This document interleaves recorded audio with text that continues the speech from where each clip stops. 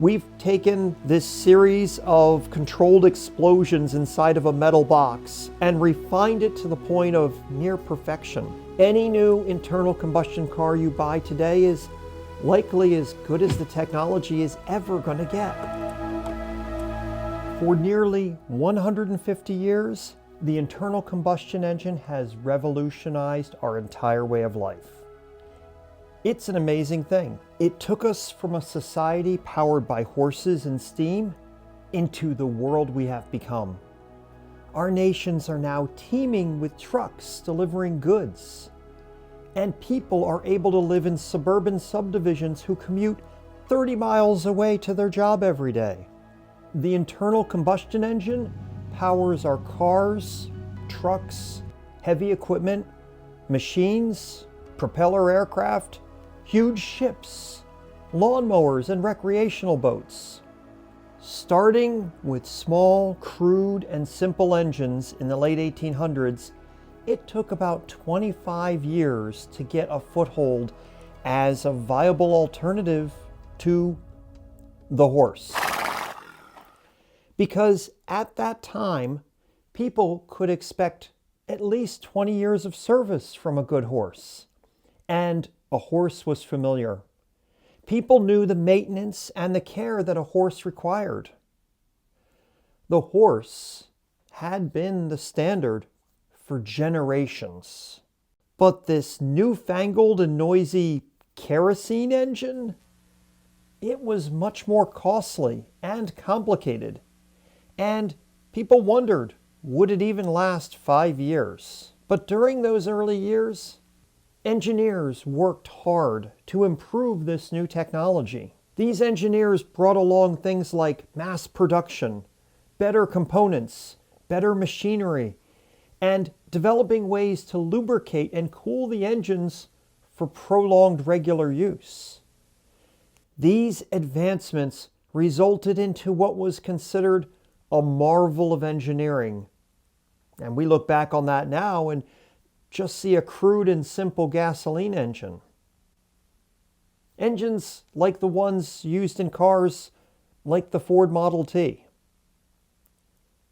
Some people think that these early cars were purpose-built to last generations, but they really weren't. They required constant tinkering and adjusting just to be operated.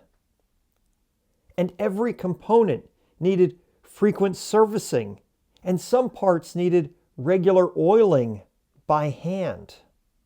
These early vehicles were not really powerful.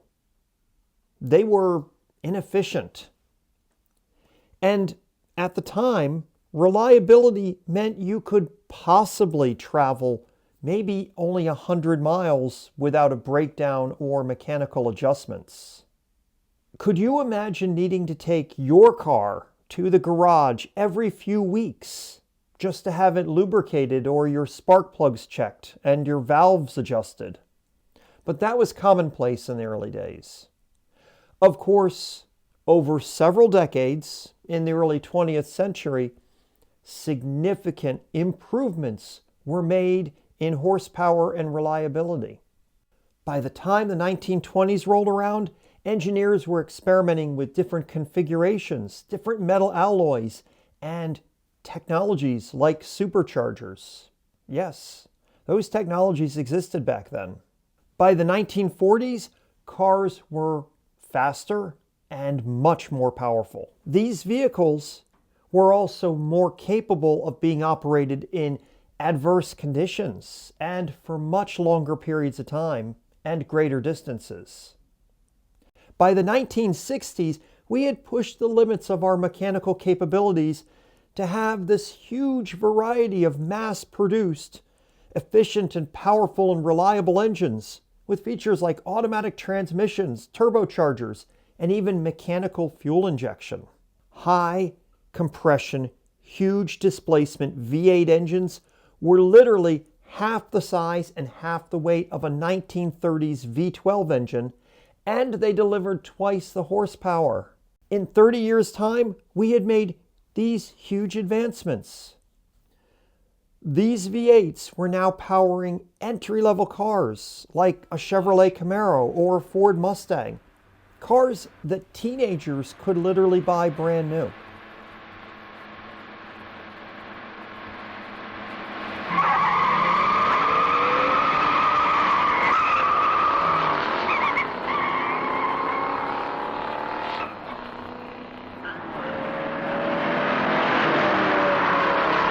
Fast forward another 20 years to the 1980s.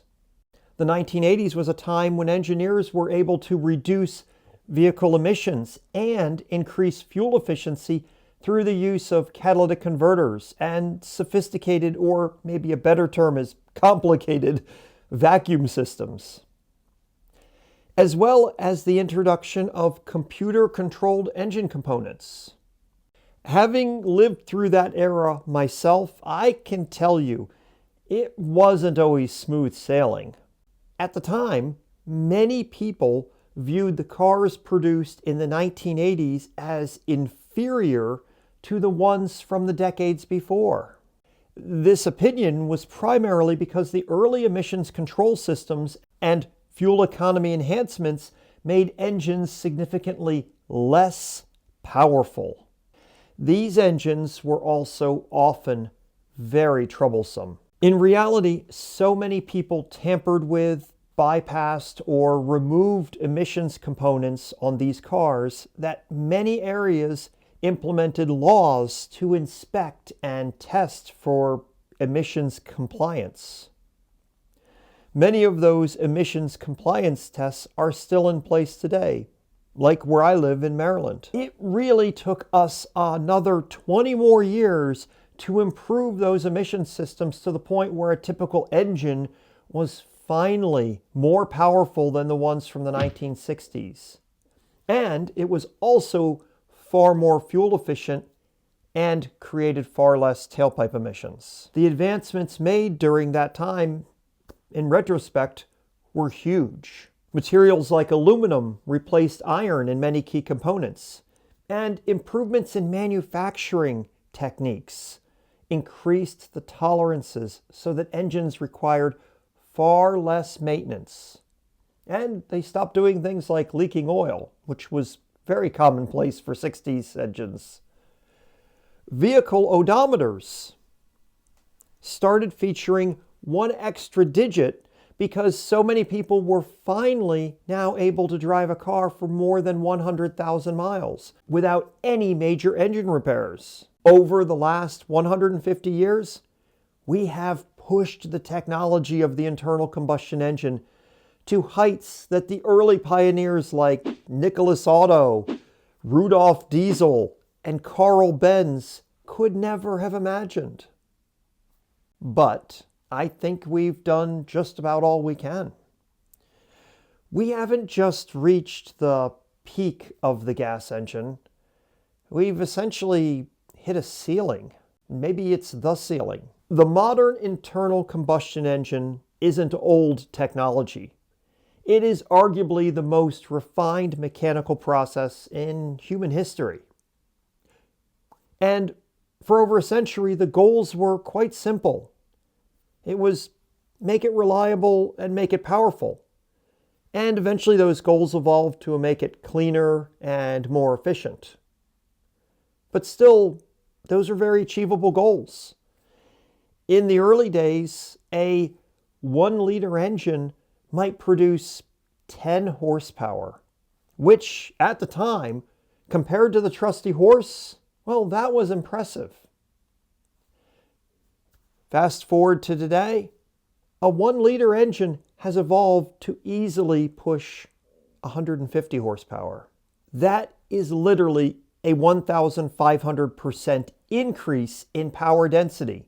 Oh, and that engine pollutes a fraction of that early 1-liter engine and lasts 200,000 more miles.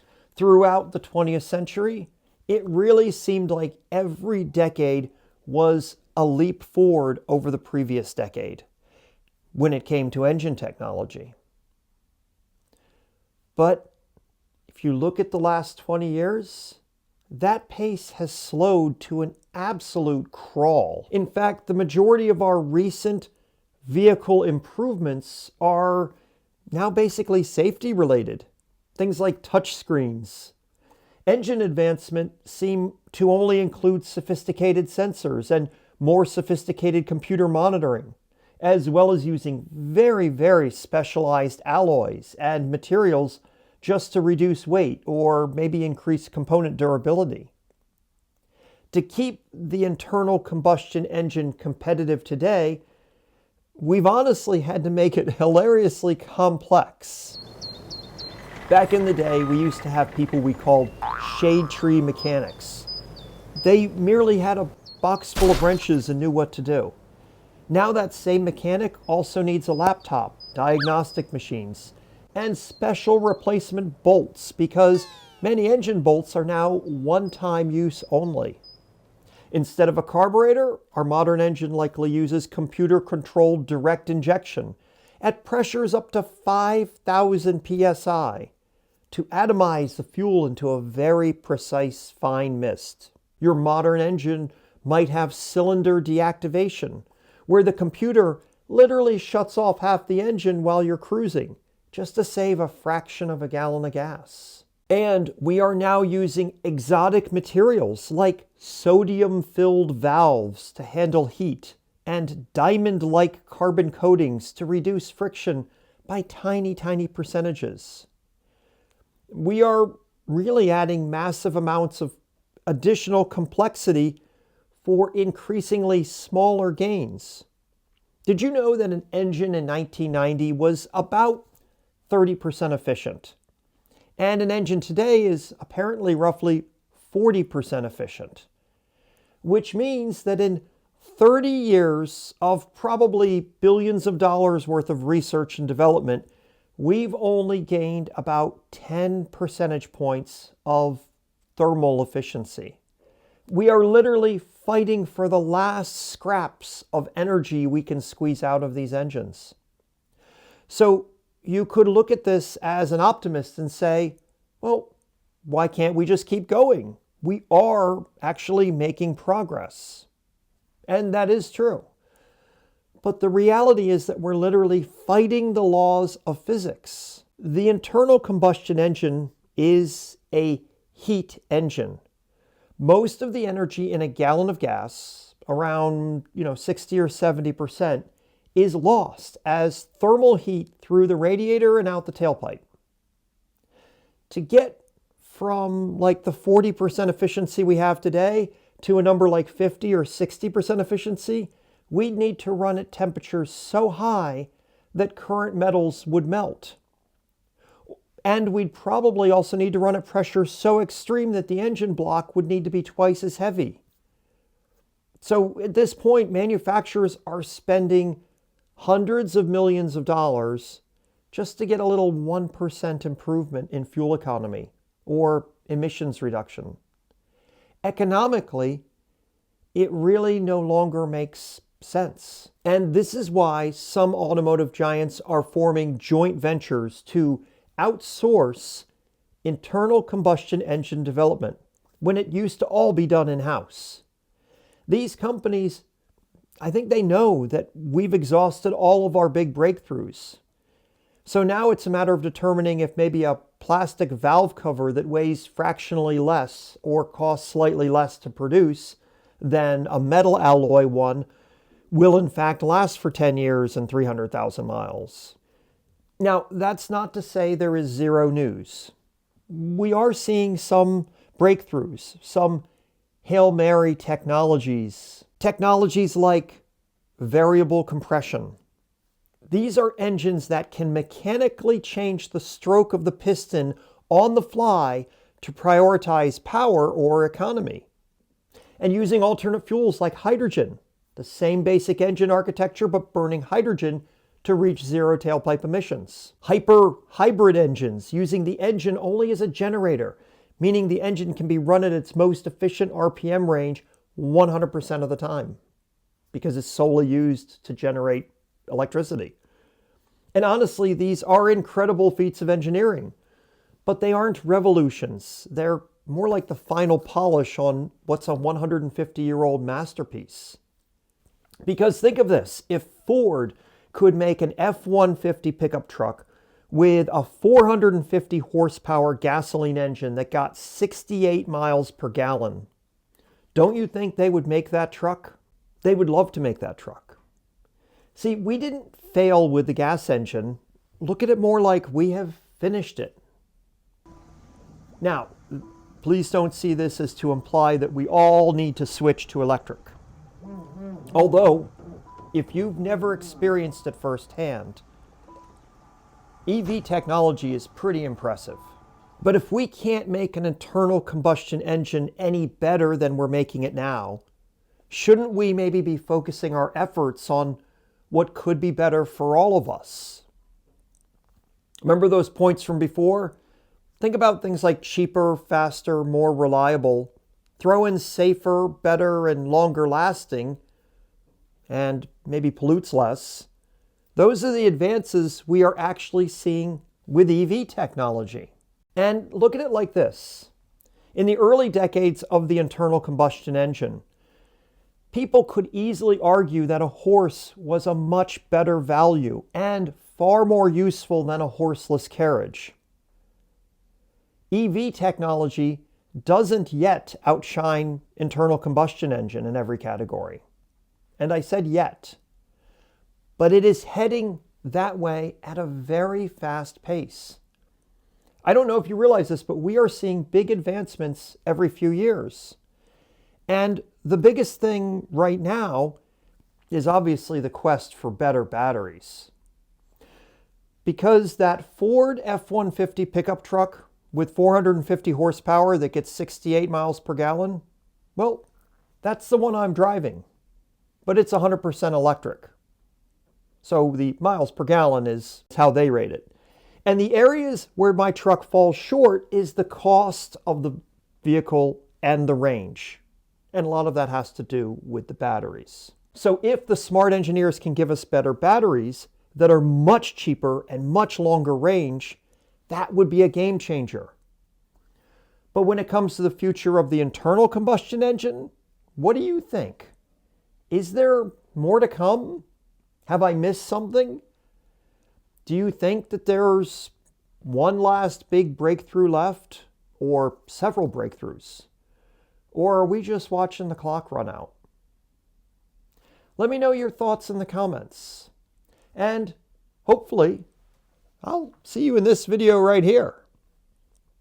Thank you so much for watching.